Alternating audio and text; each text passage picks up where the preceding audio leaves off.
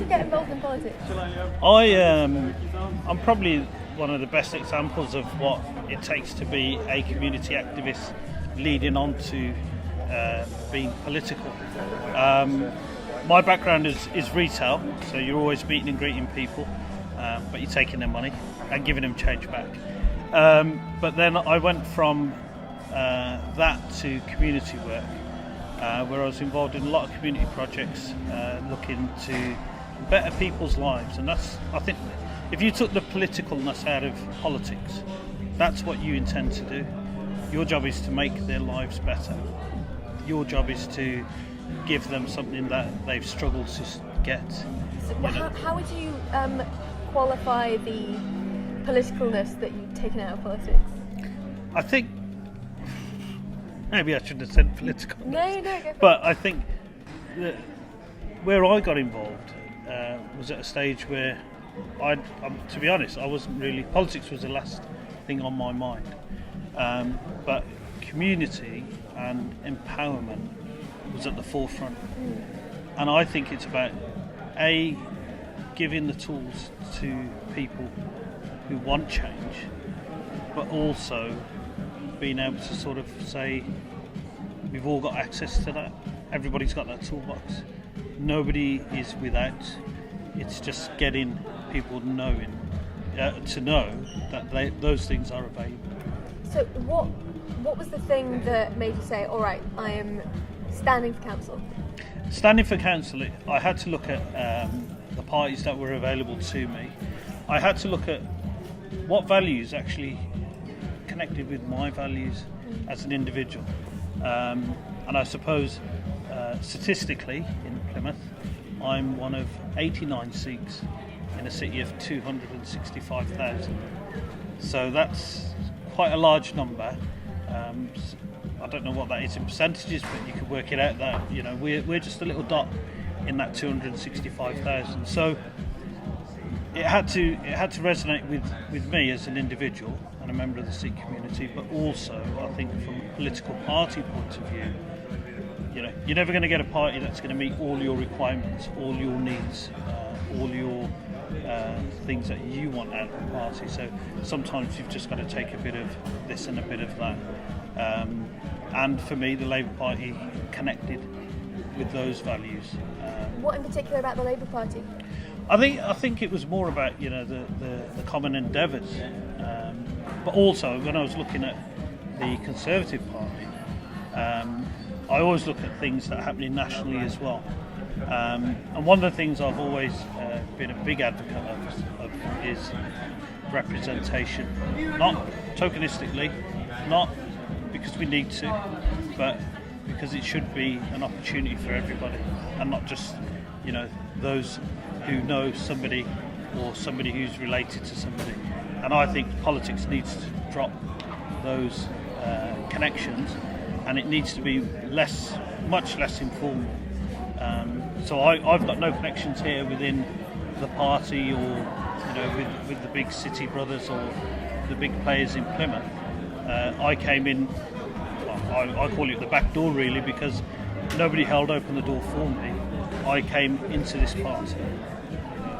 And that's the important thing, where real people now need to come into politics as a whole. So how did you find campaigning? Campaigning's interesting. I remember when I first stood in a local seat, and people actually said to me, we don't want any more restaurant menus. This is Plymouth circa 2010-11, so it's not a long time ago. But now, if I go and knock on doors, it's first name terms. It's like, oh, hello Chaz, how are you? How's it going? What are you after now? Is there anything else you want us to sign? What are you up to? What do we need to support? So people know that I am more politically active, and I'm striving to make their lives better. So that's what politics is for me. Yeah. So have people taken the success, I guess, of you coming in without any connections to necessarily the area or the party or the structures of power in Plymouth, and is that empowering for people? It is, because all of a sudden they've got something that they can believe in. I'm not going to give them too much of a a fabricated story. I'm going to tell him as it is. And a lot of people will say to me, they say, "Oh, the problem with you, Chaz, is that you're real. You know, there's nothing fake about you, and you know you're there all the time. You don't just turn up before the election. I know that if I need you, or I need you to signpost me, or help me, or support me in anything, I can either send you a message or a text, or drop me an email, and I'll get an answer one way or the other. Yeah. You know, so it's having that permanent connection makes people feel better, and you feel trusted because you're part of that circle for them. You know. So are people generally, how do people feel about, I guess, politics with a capital P, the politics of Westminster? Are people apathetic, or are people kind of involved, excited? I'll be honest and say apathy is king at the moment, because the way the media messages are bombarded to people now, there's so many different avenues, you know, where people get their information from. Is the information they're getting, is it real? And I'm a firm believer in saying to people, go and check it out. Don't believe everything you read in the paper, unless it's about me, because then it's all true. Or find out, look on the websites, look at the organisational websites, and not necessarily the institutional websites, which are the mass media, mainstream media, other people who they think are in high places and say, oh, such and such said that. But I think that's what people need to do. They need to look at what policies are, unpack the policy. What does it mean for you if income tax is going to go up by 2%, or something's going to happen where it's going to have a direct impact on you? Which policy suits you best, and which party reflects the things that are going to make your lives better? You know. So have you found it a struggle, I guess, working against these mainstream media discourses? It is, because I think mainstream media will only sort of like want what they want. Then after that, you're discarded. You know, and I will say to some mainstream media, the big wigs within the city, I remember saying to one of them, I said, you know what, if I ever get battered, if I ever get attacked, if I ever get put in hospital, you can come and get the exclusive on my bedside. Because it's negative and you can have it. But when I'm coming to tell you something positive and I can't find you, then that tells me the media only want one thing, negative. And if you're going to thrive on negative, I can't be dealing with that. So I need to have positive. I need a happy medium. You know, it's got to be a bit of this and a bit of that. Are they responsive to that? So? They are, and I know some of them don't like me, but I'm not. I'm there to be, you know, to be able to get a message out to people. You know, if we're not getting news out of what we do, what we're about, how we engage with people, then I think the media has a responsibility. But when it's their tokenistic diversity training or meeting, you know that you're getting an email. That's going to come to your box, whether you like it or you don't. I call it the annual sandwich tasting procurement policy. So if we vet all the sandwiches, that means they're going to keep with that company. That's it. And then we don't hear anything for another year. Yeah. You know, so that's mainstream media. You know, what they should be doing is saying, actually, how can that culture, how can that diverse contribution be part of the daily news? Because everything we do will have an impact on people and persons. But how do we get that message out there? And if, you know, I have a voice, I can talk, so can other people. You don't need to be interviewing me all the time, but it's like saying, actually, I'll give you access. You know, good example is when I was doing some work in Bristol. We managed to get the first female Sikh president of a Gurdwara, and she was then recording interviews with BBC Bristol. You know? Now, I live in Plymouth, they live in Bristol. They would never have known, and it's about how wide you cast your net as well. You know, so if you know people, you can get other people empowered. And again, there's nothing that I owe that lady, but for me, it's the representation. So in Bristol, they have a spokesperson from the Sikh community who's able to talk and pass something through. So what are you working on at the moment in terms of community projects? I don't know if you know, well, I organised the annual St George's Day celebrations, and one of the it was interesting to read in the local newspaper. They said St George's Day wouldn't be St George's Day in Plymouth without Chaz Sing riding through the city on his horse, and that's what I do. I ride a horse through the city centre. I ride a horse through the city centre. And this year we did it in Devonport Park, so we took the horse through the park and everything. It's really positive because you look at other parts of the country, and there's an issue about St George's Day and about being patriotic. Some people think, but it's like saying actually we shouldn't let the far right think that they own the flag. It's like saying every time we do it as well, we raise money for a local charity, a local organisation, a local group. So there's a benefit to it, And if the Labour Party win the general election, we're going to get another bank holiday. So I'll be a huge advocate of that. On your horse again. On the horse again, So there are times when I am on my high horse, literally. So you've run for the Labour Party before, but you're not out on the doorstep this time. What's happened with that? I am out on the doorstep. Yeah. Obviously supporting the candidate who's through now. I was shortlisted. The way the snap election worked was where those who stood in 15 would have had the seats in 17. So the way that worked was I didn't get the seats Plymouth Sutton Devonport. I'd also applied for Plymouth Moorview and got neither. But I think my time will come. It means that somebody else will beat me, I think, to become the first Sikh Member of Parliament in the country. So one of my friends, she's standing in Edgbaston, Birmingham Edgbaston, Gisela Stewart's seat, which has a 2,000 plus majority, and another friend of mine, he's standing in Slough, which has a good majority as well. So there's six Sikhs who've been selected to look at winning seats. Effectively, if they win their seats, they will become the first cohort of Sikh Member of Parliament in the country, beating me, which I'm a bit gutted at. So I'm not going to say if they don't win, but if they do, then I think that will kickstart a massive revolution within the Sikh communities, because I think all the parties underestimate the Sikh contribution made to this country, and it's a real shame that we don't have that representation. Ideally, we should be running at least between 5 and 8 members already. That should be there, given the number of seats across the country. So are you optimistic about the general election? It's going to happen? It's interesting. I mean, we're campaigning out there.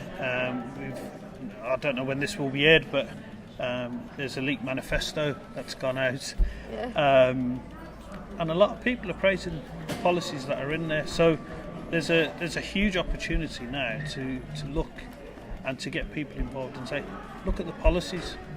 It's not about who's leading who. It's not about who's strong and stable. It's about the policies. Which policy or policies are going to benefit you for the next 5 years? Who do you want to be in control? A bit like today, take back control. Take back control of your next 5 years. Who best suits or fits the bill? I guess it's not just the next 5 years, again, with the Brexit negotiations cresting on the horizon. Yeah. So what do you think is at stake in terms of the Brexit negotiations? Brexit, I voted to remain in. Drake Ward, that I represent, had the highest number of votes to remain in. We had a clear 472 lead. And I think that the area that I represent sent out a clear message about Remain. The biggest thing now is, what are the negotiations? What's the best deal we're going to get? Who is the best party to put those negotiations through? It's 2 years from now, if it goes that way, if there's no complications. But it's got to go through some real heavy scrutiny. We have got to pick that with a fine, tough comb, regardless of what people might be thinking. But then there's a lot of people, realistically, we've got to be realistic, of those people who voted out, who are now saying, I wish I'd never voted out. Maybe we should have had a 60-40 clear run. We shouldn't have had the 4%. But people will say democracy is democracy. How democratic... What do you think of that? Do you think it was a democratic process? Realistically, the process was there, but the messages and the stories and the policies and the facts and the figures they weren't there. So I think democracy was a bit skewed, without a shadow of a doubt. There wasn't any clear-cut picture about nobody could predict and say, if you vote in, this is what's going to happen. If you vote out, that's what's going to happen. In the likelihood of either, we could have had something like that. But instead, we had so much propaganda that people got to the stage where they were like, it was voter fatigue, I think, where people just got sick of it, and they were saying, actually, I'll probably be better off if I don't vote. So we killed democracy there. Democracy died that day because we've probably overdosed people so much to the extent where they're thinking, I don't need to know now. I can't be bothered. I guess there's a sort of very deeply British assumption that nothing ever changes, and voting won't really help, which has kind of inflected a massive drop in voter turnout in the last 20 years. I mean, the Labour Party alone has lost, I think it's 5 million votes to total apathy. So how do you think we go about reconnecting people with the possibilities of the political sphere? Yeah, going back to what you said about change, things can change, but we have to make them change. Now, politics went through a really bad drive when all the expenses scandal came out. So politicians had to rebuild or rebrand themselves and suddenly go, I've just brought my own milk, I'm not claiming for it, 49p, paper clips, silly things where, the people who are struggling on a day-to-day basis, the very vulnerable people that we supposedly represent, and they're hearing about people who are on £60,000-70,000 a year, putting in their claiming expenses for a bottle of milk, and that's a bit that needs to change. The trust in the very people who set out to represent us, we've got to take control of that. And I think, until we don't then have not an official rebrand, but a churning of people who are real, genuine. They probably all start out and say, "Oh, I'm this, I'm that." We know there's one member of Parliament who's earning in excess of over £500,000 a year.